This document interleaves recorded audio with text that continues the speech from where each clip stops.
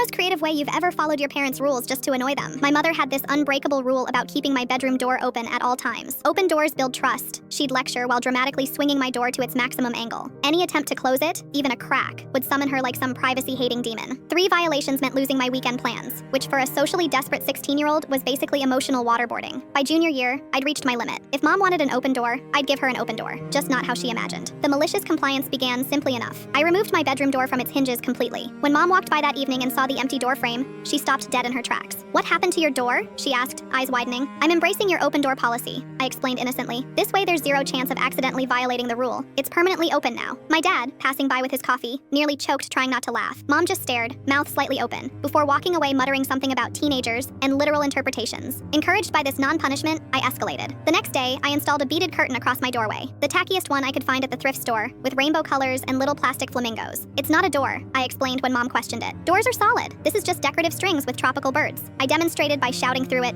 "See? Perfect communication possible," while the beads clacked loudly against each other. The situation intensified when I began installing increasingly ridiculous, non-door alternatives every few days. Monday featured a makeshift saloon-style swinging half-door I constructed from cardboard. Western-themed room divider, I clarified, before mom could object. Technically keeps the upper half of the doorway completely open at all times. I'd dramatically push it open whenever I entered or exited my room, complete with an imaginary gunslinging motion. Wednesday showcased a doorway museum, where I hung different miniature door models across the entrance. Educational display about architectural history, I explained while pointing to each tiny door. I'm literally surrounding myself with open doors. By Friday, I'd created what I called a privacy suggestion system, a series of increasingly desperate signs hanging across my doorway. Knock, logically, maybe don't enter right now, logically changing clothes, and finally, seriously, Mom, I'm unclothed in here, in bold red letters. Mom would read each sign out loud as she walked past, getting progressively more irritated with each one. The breaking point came when my mom's book club was visiting. As the ladies toured our house, they reached my doorway, now featuring a full-sized cardboard cutout of Morgan Freeman standing guard with a speech bubble saying, "Respect the privacy, please." As my mom tried to hurry them past, one book club lady asked what was happening with my room. Before mom could answer, I popped up behind Morgan. "My mother believes in an open door policy," I explained cheerfully to the visitors. "So, I've been exploring creative interpretations of open while still maintaining the illusion of basic teenage privacy." I then demonstrated my latest innovation,